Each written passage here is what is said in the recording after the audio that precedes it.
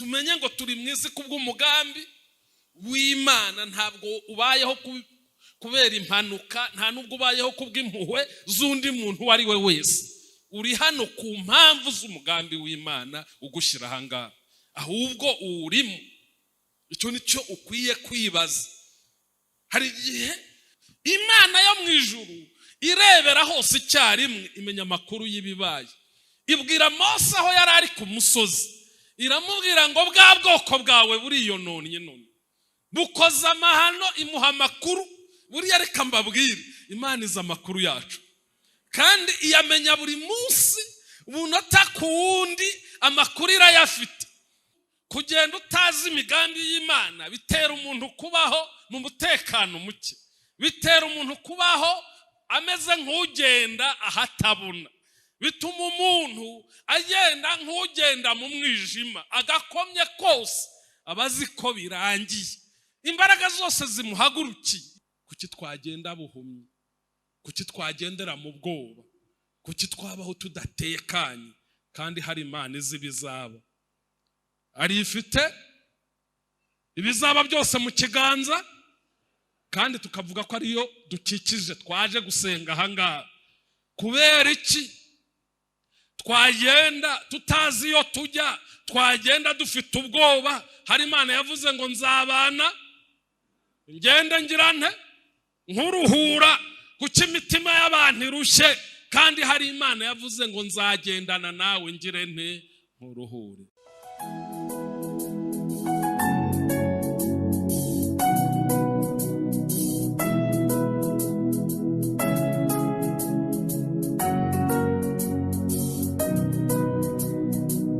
Imana ibaha umugisha.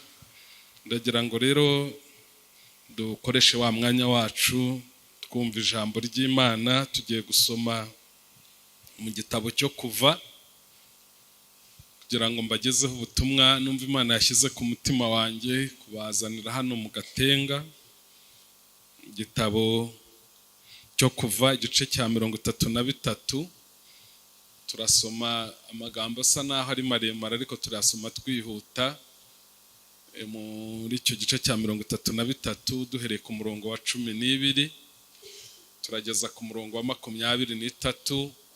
Turaza gusoma n'umurongo umwe dusoma mu rwandiko Pawulo yandikiye itorero ryo mu Efeso, ibice byaho 6. Dusoma umurongo wa 10 wonyine. Reka rero dusome duhereye aho mu Kuva, ndibaza ko mwahageze.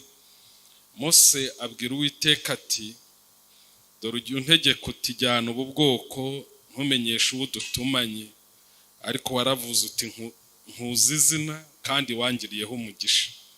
Nuko niba nkugiriyeho umugisha koko, nyereka imigambi yawe kugira ngo nkumenye, mbone uko ndushaho kukugiriraho umugisha, kandi wibuke yuko ubu bwoko ari ubwawe.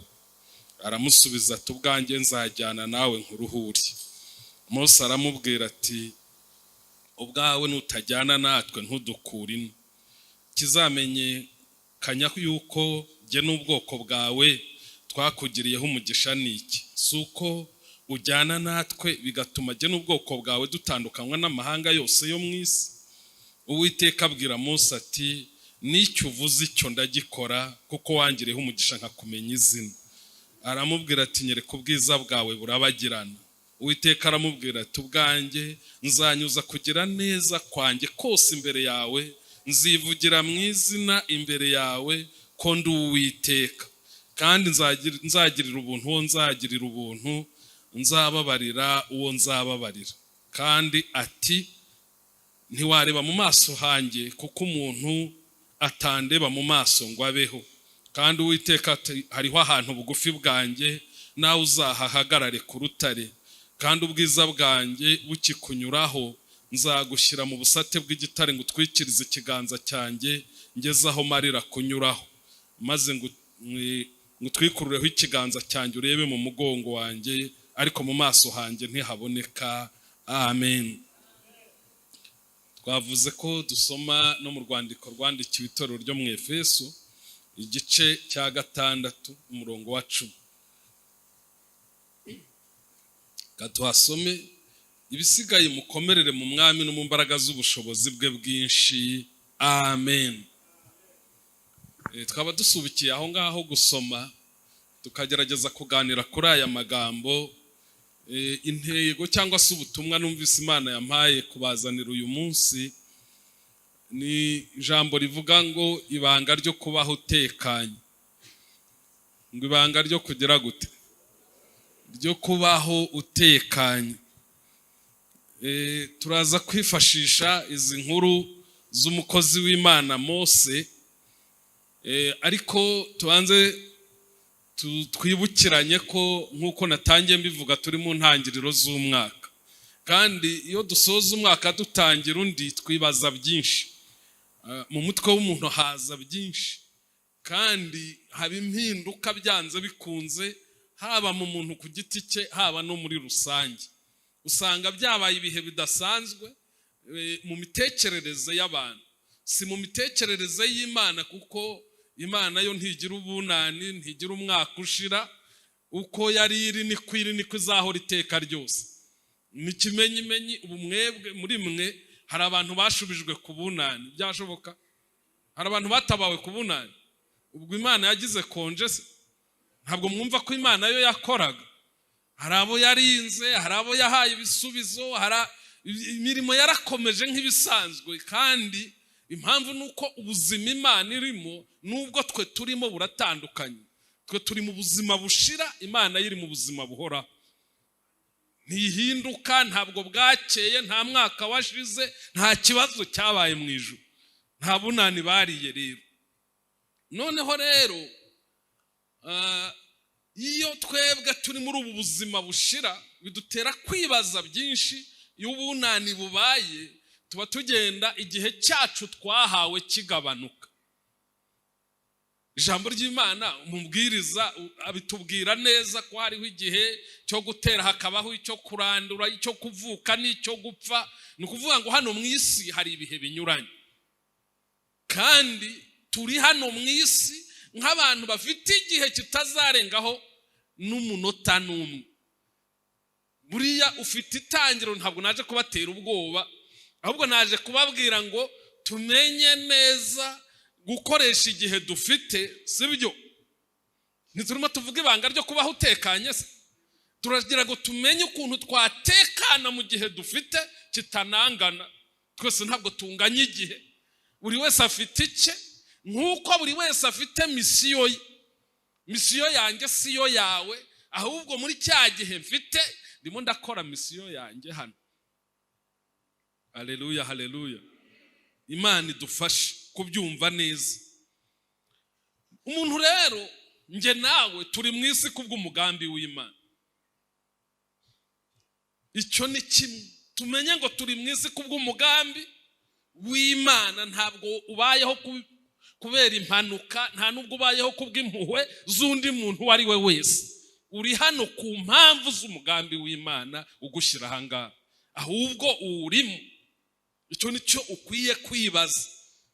Hari igihe tujya tubona ibiba tukabona n'imbaraga zabyo, bikadutera kwibaza ko hari izindi mpuhwe zitumye duhari, cyangwa se hari ikindi, cyangwa hari izindi mbaraga zikenewe kugira ngo tubeho, ariko mwese mubaho nta ruhare mwabigizemo. N'uyu mwaka muwurangiza, cyangwa n'abo watwaye si abagize uruhare ruto.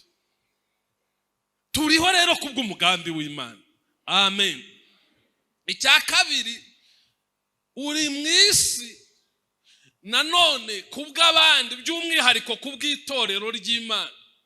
Uriho kugira ngo ugire icyo umarira n'abandi, ntabwo uriho wenyine. Niyo mpamvu tuhari tungana gutya. Uriho kugira ngo ugire n'icyo umarira abandi. Nubwo ntarimo mbirambura, ariko ibindimo mbabwira buriya ni ijambo ry'Imana. Ikindi, uriho kugira ngo ube uwa Yesu. Buriya Imana yarakurinze, irinda abantu bose. Bibiliya iratubwira ngo ujya yihangana, ngo idashaka ko hari n'umwe urimbuka, ngo ahubwo ishaka ko bose bagira gute? Bakizwa. Ni ukuvuga ngo turiho ku mpamvu za Yesu rero. Buriya urimo rongererwa igihe kubera umugambi Yesu agufiteho, ngo akugirire neza. Niba utarakizwa, niba warakijijwe, uhari kugira ngo ukorere Imana kuko byanze bikunze uzava mu isi kandi imirimo yawe izajyana nawe igize gute? Muzajyana n'imirimo wakoze. Turi hano rero ku mpamvu zitari zacu bwite gusa, turi hano ku bwa Yesu, ngo tumuheshe icyubahiro, ngo tugaragaze ko turabe, ngo tunamwizere, tugendere mu byo dushaka. Turi hano rero ku mpamvu zitari zacu gusa. Ikindi nari nababwiye ngo turi hano ku bwa misiyo runaka. Buri wese yarakwiye kumenya akayikora neza, kuko bikoze isoni kujya muri misiyo ifite igihe itangira n'igihe izarangirira.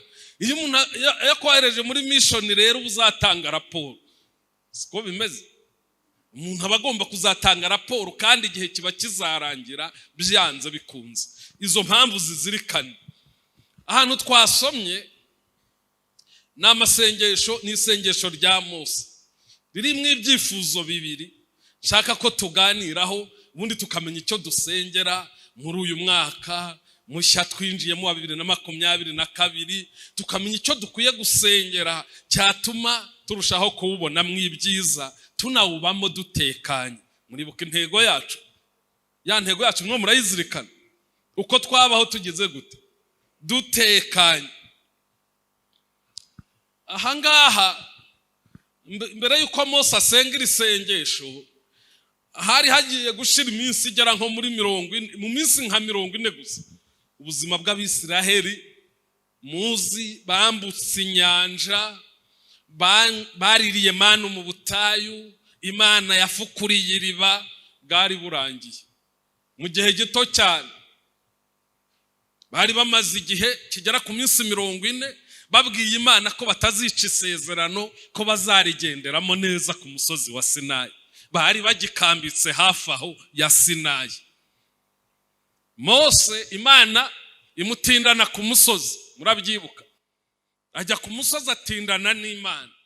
Ngo mu gihe yatindagayo, Abisiraheli babwira Aroni bati Imana yadukuye mu Egiputa ntayo turimo tureba. Na wa Mose wajyaga duha amakuru yayo nawe yarigendeye yarabuze. None Aroni, dushakire Imana yadukuye mu Egiputa yidukore. Ngo bafashe iby'imirimbo bari bafite bambaye, barabiterateranya, bamwe bazana amaherena yo ku mazuba, ngo bazanye iby'imirimbo bari bambaye. Nihuse Aroni abacuriramo ikimasa, agicura bareba. Barangije bararamya bose batera hejuru, baravuga ngo ngiyi Imana yadukuye hehe. Ibyo bintu niba babyizaniye mu ntoki, ntabwo byigeze bibakura mu Egiputa, barabizi. Banagicuze bareba, baravuga ngo ngiyi Imana yadukuye mu Egiputa.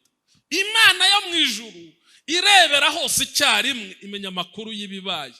Ibwira Mose aho yari ari ku musozi, iramubwira ngo bwa bwoko bwawe buriyononnye none, bukoza amahano, imuha amakuru. Buriya reka mbabwire, Imana izi amakuru yacu kandi iyamenya buri munsi, ubunota ku wundi amakuru irayafite. Mose si we wasenze Imana ngo azayibwire uko Abisiraheli byagenze, ahubwo Imana yahaye amakuru Mose atanayazi, ari mu bihe byiza ku musozi. Iramubwira ngo bwa bwoko buriyononnye, none mfashe icyemezo Mose, ngiye kubarimbura, nzagwiza wowe nikorera undi muryango bariya bo turangizanye. Imana ihaye Mose ayo makuru, nawe urumva ntiyari yanayarebye, ariko ahita abusengera. Imana ishimwe, Mose arabasengera. Yakundaga ubwoko bwe cyane, nubwo bwamurushyaga, ariko Mose yarabakundaga. Ahita abasabira, aravuga atoya, uwakumva iyo nkuru yazaguseka, yazavuga ko unaniwe, yazavuga ko ugize intege nke, wikora ibyo bintu, nubwo uvuze kuzangwiza oya. Mose arabusengera, abusengeye Imana irigarura, irabyihorera.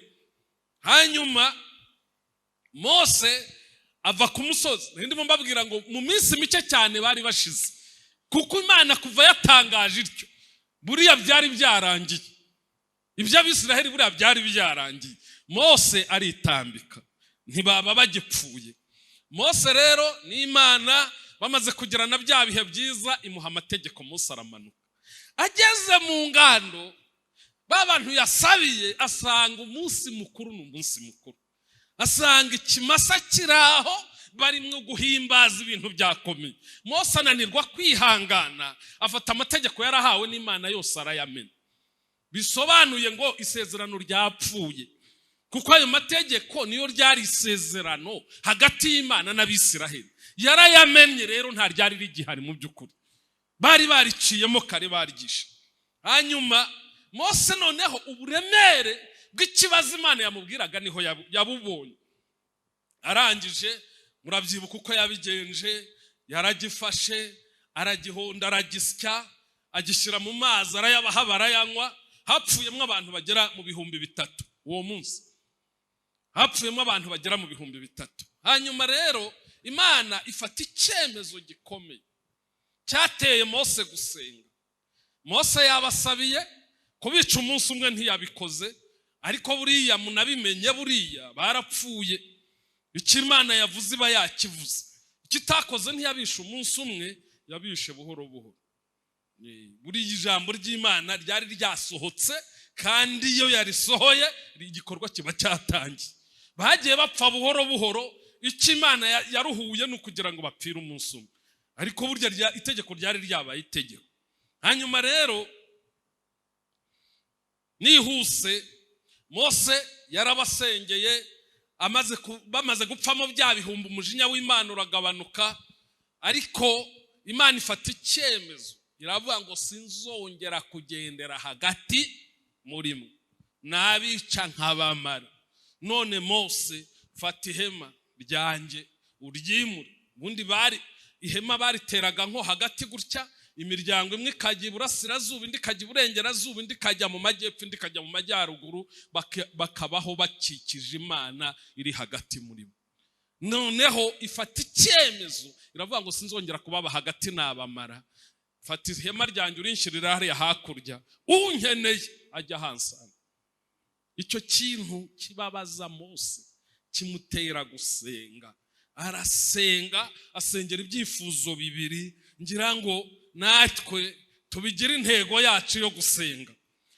Asengera ibyifuzo bibiri. Cyambere yaravuze ati, Mana ndakwisabira kugira ngo umenyeshe imigambi yawe. Haleluya, haleluya. Umenyeshe iki? Imigambi yawe. Yarazi kumenya imigambi y'Imana icyo bisobanura. Aravuga tumva, ujya umbwira ko unyohereje, ariko ntumbwire uwo dutumanye. None rero nkwisabira ikintu, menyesha imigambi yawe, menyesha imigambi yawe. Ubu kugenda utazi imigambi y'Imana bitera umuntu kubaho mu mutekano muke, bitera umuntu kubaho ameze nk'ugenda ahatabona, bituma umuntu agenda nk'ugenda mu mwijima, agakomye kose abazi ko birangiye, imbaraga zose zimuhagurukiye. Iyo tugenda hano mu isi ntabwo tuhabona ibyiza gusa, tuhabona ibyiza n'ibibi, kubera ko isi yabereye mu icyaha. Ntabwo yaba mu ibyiza gusa, iba mu ibyiza ikabamo n'ibibi. Ariko yuzi imigambi y'Imana, haleluya, no mu gihe cy'ibyago urakomera, kubera ko umugambi Imana ifite mu kintu uba uwuzi. Ntabwo imigambi y'Imana ihishurwa mu byiza gusa, ntabwo imigambi y'Imana ikora mu bintu byagenze neza gusa, no mu byagenze nabi hari igihe haba hakirimo umugambi. Kwa Yobu harimo umugambi w'Imana. Umugambi w'Imana wabanye na Yobu, abana barapfa barashira. Hari umugambi w'Imana kwa Yobu, ibintu birashira. Umugambi w'Imana ukiri kwande? Umugambi w'Imana warasohoye. Nyuma ya nkubiri yose n'inshuti zamuvuyeho n'umugore yamwihakanye, umugambi w'Imana warasohoye, warasohoye. Mose yarazira ibanga, aravuga ngo mu kintu cya mbere, nubwo ntatunga ibya mirenge, menyesha. Haleluya, menyesha umugambi yawe. Reka ngenda nzi imigambi, buke bwire, ibihinda bihinde, ariko nzi koranize, tugume mu rugo cyangwa dukingirwa n'ibindi bibe, tuzi iki? tuzi imigambi yawe.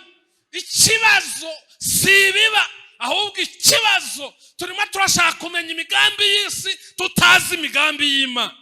Icyampa, haleluya, umurokora akaba yicaye azi umugambi w'Imana. Ni uwuhe mugambi Imana igufiteho? Birashoboka runaka yavuze gutya, ariko umugambi w'Imana niba uwusobanukiwe neza, ibyo runaka yavuze si ikibazo. Birashoboka kuri konti ushobora kuba wicaye nta gihari, ariko uzi umugambi w'Imana kuri wowe uzabaho. Haleluya, haleluya. Birashoboka ko intambara zishobora kwiyongera zikisukiranya, ariko uzi umugambi w'Imana. Kwa Yobu intumi imwe yavaga aho ngaho, indi igira gute? Ihagera imubwira ngo kandi ninjye usigaye wo kuza kubivuga. Nta n'ingamiya imwe nzanye ngo ubone icyo ugenderaho, ingamiya zawe barazitwaye, njye nsigaye ndi wo kuza kugira gute? Kubivuga gusa, kuko abavuga inkuru bo ntibashira. Inkuru zirisuka, abana bawe barapfuye barashize, inzu baguyeho, njyewe nsigaye ndi wo kugira gute? Nzanye kamwe se byibura, ndi wo kuza kugira gute? Zirakurikirana, imigambi ya Shitani iraba, ariko Yobu akomezwa nuko azi umugambi w'Imana. Aravuga ngo navuye mu nda nambaye ubusa, nzarinda asubira mu isi ntacyo nambaye. Izina ry'Uwiteka rikomeze rigire gute? Rishimwe. Harakomera. Iyo umuntu rero yamenye imigambi y'Imana, arakomera, agira ihumure. Haleluya. Abaho atekanye. Nukurikirira isengesho rya Mose, riraryoshye, ariko simfite umwanya wo kurivugaho ryose. Ririmo utuntu tw'uduce, guhera ku murongo wa 12 kugera ku murongo wa 14, ahavuga icyifuzo. Rirangira Imana ihaye Mose igisubizo. Mose agahita ashingira ku gisubizo cy'Imana, akakiremamo irindi sengesho. Ntabwo Mose yavugiye ibyifuzo icyarimwe. Yaravuze ngo ujye uvuga ko ntumye, ntumbwire uwo udutumanye. Murumva icyifuzo uko agitangiye? Irangije iramubwira ngo ya wowe wangiriyeho umugisha nkumenye izina. Aravuga ati noneho ubwo nakugiriyeho umugisha, noneho ngiye gushingira aho ngaho, mpite ntanga icyifuzo cyanjye. Ahita akomerezaho, ahita atanga icyifuzo. Aravuga ati noneho ubwo nakugiriyeho umugisha, menyesha imigambi yawe. Haleluya. Buriya hari ibintu mutunze mutazi kubyaza umusaruro. Niba Imana ikubwiye ko izabana nawe, niba Imana ikubwiye ko izakugirira neza, hera kuri icyo. Ubwo ufite ingingo ikurengera, ngiye ingingo yo gutangiriraho usenga. Ko wambwiye kuzangirira neza, ineza yawe iratangira ryari? Haleluya. Nuko Mose yasenze.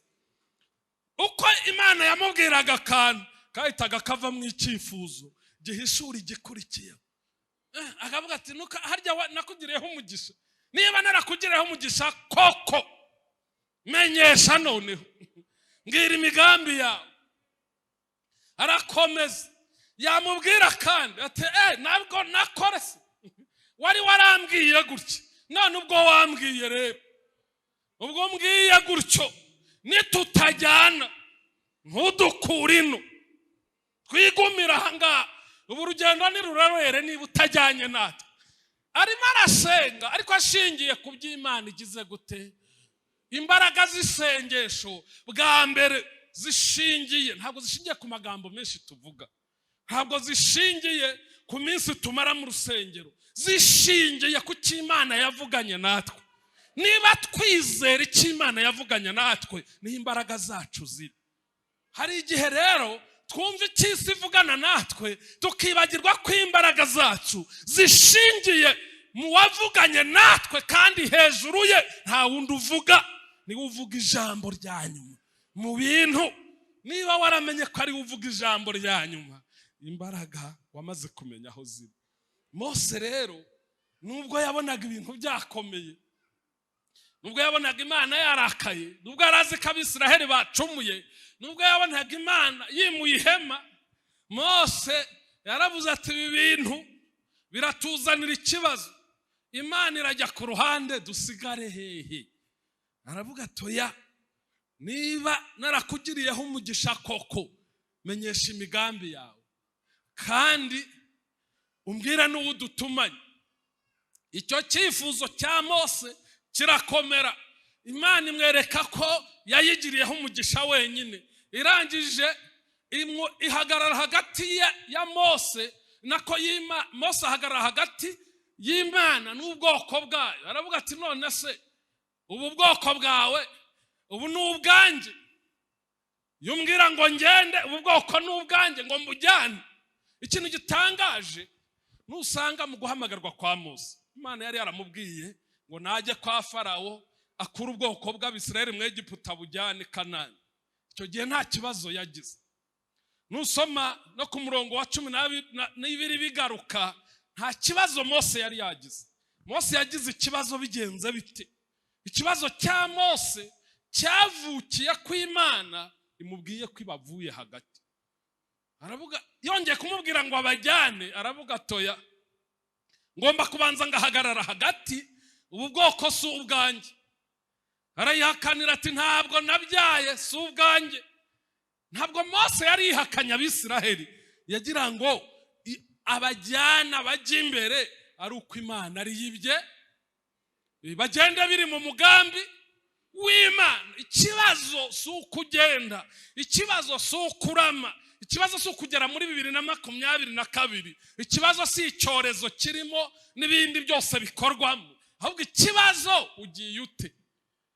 Urimo uragenda mu mugambi w'Imana cyangwa urimo uragenda uko byumva? Mose agira ikibazo, kandi yari afite impamvu yo kugira ubwoba. Yari afite impamvu zigera hafi kuri 3. Impamvu ya mbere yatumye asaba ko noneho Imana imwemeza by'ukuri ko yemeye ko ubwoko ari ubwayo atari ubwa Mose. Impamvu ya mbere yari ukutagonda ijosi kwabwo. Yaravuze ati ubwoko mbwishyizeho ntabwo nabushobora, ariko gukomera kwabwo no kutagonda ijosi kwabwo nta kibazo cyaba mu gihe Imana yaba iri kumwe nanjye. Ubu hari abantu abari no mu rusengero yumva ari urimo ari ukiranuka wenyine, ariko kubona hari bene so bitwaye nabi n'abandi bacogoye, ibyo si ikibazo, ni amasomo kuri wowe. Ngo niki? Ni amasomo, bariya n'abigisha bawe. Kuba Mose yari afite ubwoko bumeze kuriya, ariya yari amasomo. Ntabwo bose abo mubana n'abo musengana mugatenga bose bazaba beza, ahubwo harimo abarimu bawe, harimo abigisha. Ntabwo ari igihe cyo gucika intege. Nubuze umugambi w'Imana ntabwo ibyo bizaguhagarika, uzakomeza inzira. Bivuga ngo ryapfuye, ryahumanye, sinzi uko rimeze, nta kikigenda. Komeza umenye ko aya ari amasomo. Komeza urugendo. Niba uzi umugambi w'Imana koko, wowe komeza inzira. Wowe komeza iki? Icya kabiri cyateraga Mose kongera gusubizamo Imana ngo yemere ko ubu bwoko ari ubwayo. Yari amaze, bari bageze, barimo begereza i Kanani, kandi kwinjira i Kanani byari intambara. Hari amoko yari ahatuye bagombaga kurwana nayo, ndetse yari amaze gusogongera ku ntambara imwe mu bice 17, ku ntambara imwe y'Abamaleki. Intambara yabagoye kugeza ku rwego bayikijijwe n'amasengesho. Intambara y'Abamaleki ntabwo bayikijijwe n'imbaraga nyinshi, bayikijijwe n'amasengesho. Muribuka uko Mose yategaga amaboko bagatsinda, yayamanura bagatsindwa. Yari intambara ikomeye igoye. Mose yari azi ko kugira ngo bature i Kanani bazabishobozwa nuko ari Imana ijyanye nabo, ari Imana ibashoboje. Aravuga ati rero umva, twumvikane, nitutajyana ntugire gute, ntudukure ino, namaze kubibona ko kunesha kwacu kudashingiye ku maboko, kudashingiye ku bwenge n'uburambe mu ntambara, bishingiye kuhagararanye natwe. Iki gihe turimo abantu benshi barimo baribwira ko kurwana kwabo no kunesha kwabo bishingiye kuri experience bafite, bishingiye ku bushobozi runaka, ariko ngo utangarize ntabwo kunesha kwawe ari aho gushingiye. Gushingiye ko Imana ihagararanye. Haleluya, haleluya. Niko hatubwiye mu Befeso ngo nimukomerere hehe? No mukiza, no mu mbaraga zanyu, no mu bwenge bwanyu. Nimukomerere mu mwami no mu mbaraga z'ubushobozi bwe bwinshi. Mumenye ko imbaraga atari izanyu n'ubushobozi atari ubwanyu. Icyo nicyo gikwiye kuba kibakomeje. Naho andi mayeri mwakoresha yose yatsindwa. Mose icyo yari amaze kukimenya. Icya gatatu, muzi yuko bwa mbere Imana imuhamagara yari yabanje kurashya imigeri. Imana imuha uwitwa nde? Imuha Aroni mwene wabo, ngo abe ari we bajyana.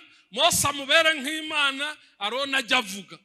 None wa Aroni Imana yamuhaye asigaye aremera abantu ikigirwa.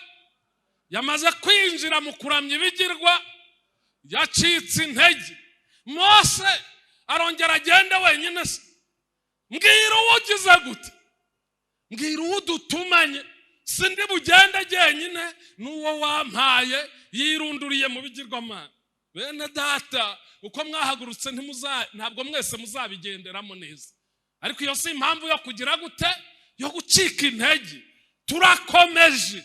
Nubwo habaho ba Aroni bananiwe, turakomeje. Turebe uwo duhagararanye, tuba ari we twigiraho. Haleluya. Twigire kuri Kristo uhagararanye natwe, bizatuma urugendo rworoha. Ntabwo ikibazo ari uko Aroni byamunaniye, ko yacitse intege, ko yagiye mu bigirwamana, yari umuntu wizera. Ibyo si ikibazo, ahubwo uhagararanye nande muri urwo rugendo. Mose rero ibi byatumye ahita agira ibyifuzo bibiri. Aravuga ati Imana mfasha umpishurire umugambi wawe. Cya kabiri, ndagira ngo ujyane natwe, wemere kujyana natwe. Imana igiye kumusubiza iramubwira ngo njyewe ubwanjye nzanyuza kugira neza kwanjye kose imbere yawe. Haleluya. Cyo ni ikintu gikomeye. Yarabwiwe kugira neza kw'Imana kungahe? Kose nzakunyuza hehe? Imbere yawe. Ikindi, nemeye kujyana nawe kugira ngo ngire nkuruhure. Njyanye nawe kugira ngo ngire ntabwo uzongera kuruha. Njyanye nawe kugira ngo ngire nkuruhure. Icya gatatu, iramubwira ngo mfite ahantu bugufi bwanjye. Nubwo wifuje kureba icyubahiro cyanjye bikaba bitashoboka, ariko ngira ahantu bugufi bwanjye mu busate bw'igitare. Jyamo wikomezemo, aho ngaho niho uzambonera. Haleluya. Ibintu bitatu Mose yahawe amasezerano byari ibintu bikomeye. Byari ibintu bikomeye bitatuma ubona ikindi wifuza inyuma yacyo. Ikindi Imana yamubwiye, Mose yari yabwiye Uwiteka, yaramubwiye ngo kugendana nawe bituma dutandukanywa n'andi moko yose ya hehe? Yo mu isi. Hari ibintu tutamenya agaciro kabyo. Kuba tugendana n'Imana bidutandukanya n'abandi bantu bose. Kuba Imana yaravuze ngo nzagendana namwe, kuba Yesu yaravuze ngo sinzabasiga nk'iki, bidutandukanya n'ayandi moko ya hehe? Ibyo ubwabyo bikubiyemo imigisha yacu yose. Bikubiyemo kw'Imana na bya bindi bito bito wirirwa usaba, bya bindi byaguhagaritse umutima. Kuva Imana iri kumwe nawe, birya byose birimo. Bigutandukanya n'andi moko yose ya hehe? Yo mu isi. Nshuti z'Imana, ndagira ngo mbabwire ngo birashoboka kubaho umuntu atekanye mu isi irimo ibibazo. Burya birakunda. Mose yamenye ibanga ryabyo, yasanze kugira ngo tubeho mu isi ifite ibibazo dutekanye, icyambere bisaba kugira ngo umuntu abaze umugambi w'Imana kuri we. Mube mutagenda mu mwijima, mube mutagenda uko mubonye, mube mutayoborwa n'ibitekerezo byanyu, mube mutayoborwa n'ubwenge bwanyu, ahubwo mubanze muhishurirwe, mwinginge Imana iguhishurira imigambi yayo kuri wowe. Nuwuhe mugambi Imana igufite? 2022 kuki yikongeje? Hari umugambi Imana igufite, kandi umugambi wayo niyo waba ari wo kugucyura, waba ari mwiza kuri yo, waba ari na mwiza kuri wowe. Imana igufiteho umugambi. Urawuzi se? Kubaho nta mugambi byo nta bihari. Ndabizi ko igufiteho umugambi, ahubwo saba Imana iguhishurira umugambi wayo, utuma ikongerera umunsi wo kurama. Hari abandi bagiye ndetse urutubukuru, bakurushije kurya neza, bakurushije kuba bari babayeho neza, none baragiye. Umugambi w'Imana kuri wowe ni uwuhe? Utumye igusigaza, utumye ikurinda. Cyo ni kimwe. Cya kabiri, Mose yabonye akwiye gusengera kugira ngo abaho atekanye mu buzima bw'ubutayu bwari bugoye, bwari buruhije. Bene se bamutaye, bakurikiye ibigirwamana, na Aroni bafatanyaga yakurikiye izindi mana, ndetse ubutagondwa bw'Abisiraheli bwabaye bwinshi. Yarasenze aravuga ngo Uwiteka nutajyana nanjye, kuva inaha byaba ntacyo bimaze, kuko nicyo kizadutandukanya n'andi moko yo mu isi. Nshuti mwene data, urimo uragendana nande? Wishingikirije kuri indi? Ninde mujyanye muri 2022?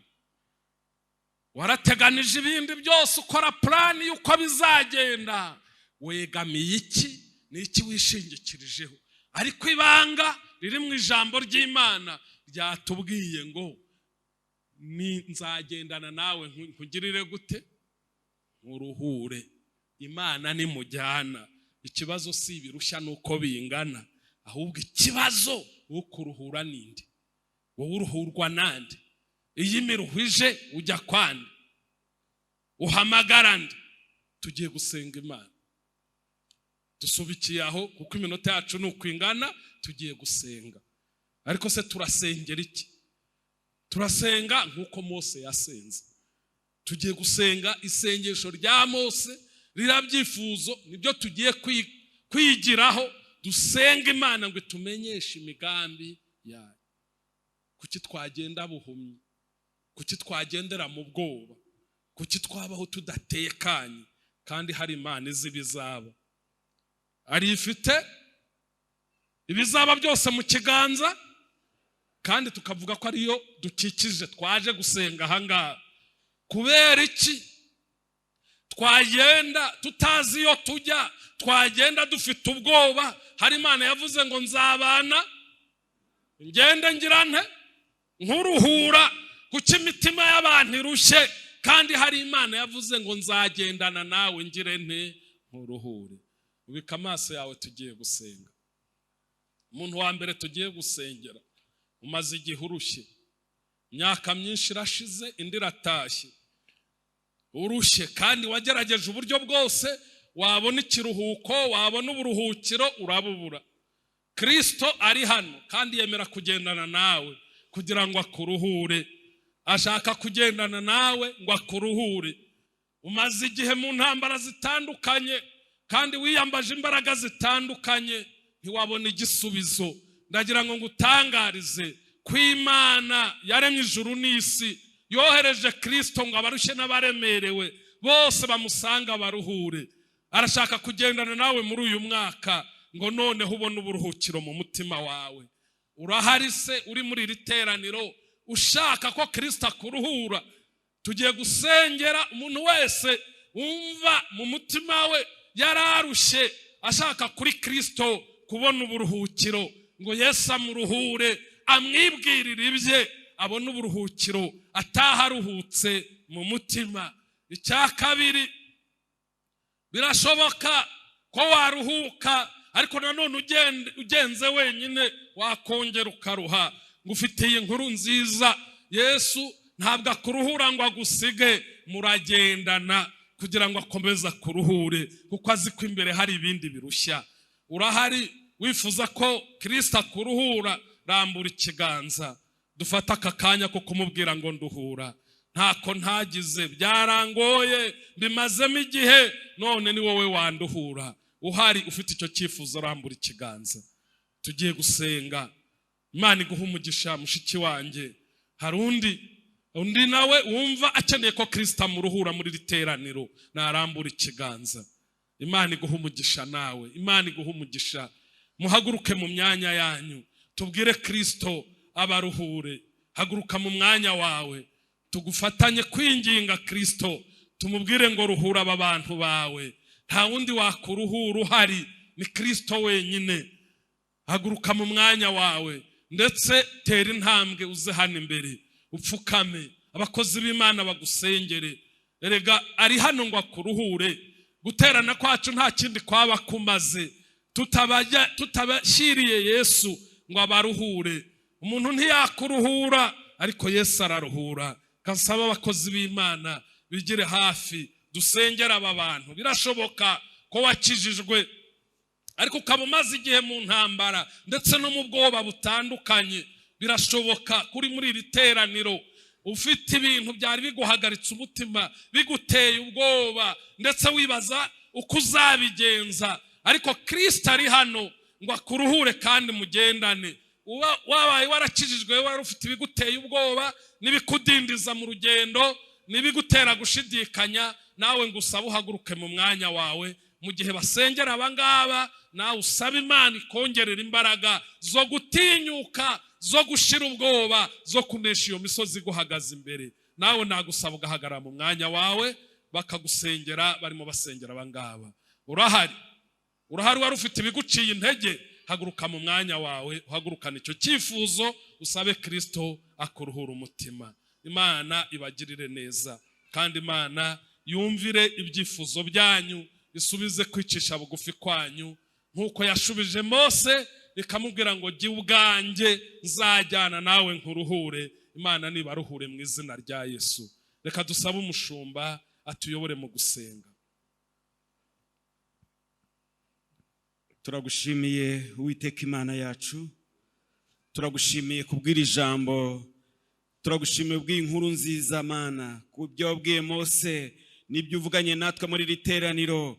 Mana, turagushimiye kuri Imana iruhura, uri Imana itanga ihumura impande zose, uri Imana wavuze kutazatureka ntabwo uzaduhana. Turagushimiye kubwa kino gitondo, turi imbere y'amaso yawe duciye bugufi. Reka ineza yawe Mwami Yesu, abantu bamenye kuri Imana idahinduka. Natwe turabimenye muri riteraniro kuri Imana idahinduka. Nubwo duhura n'ibiduca intege, nubwo duhura n'ibitunaniza, nubwo duhura n'ibidutera ubwoba, nubwo ibihe bihindagurika, nubwo abantu bisubiramo bagasubira mu bigirwamana, ariko Uwiteka Imana yera, tuje imbere yawe umenyesheje iteraniro uriwe, uri Imana idahinduka. Uyu mwanya duciye bugufi kugira ngo iri jambo abana bawe bemeye kwihana, girira neza imitima yabo yeze. Ubwo wemeye kubaruhura, tunganya imitima yabo, ibyabaruhije, ibyabahumanije, ibigirwamana bagendeyemo. Uyu mwanya bemeye kuza nk'iyo mitwaro bayiture, wongere bagirire neza, ubavunjire ubugingo bwabo Mwami. Baruhure batandukane n'ibyaha, baruhure batandukane n'ibibi, baruhure ubafata akaboko,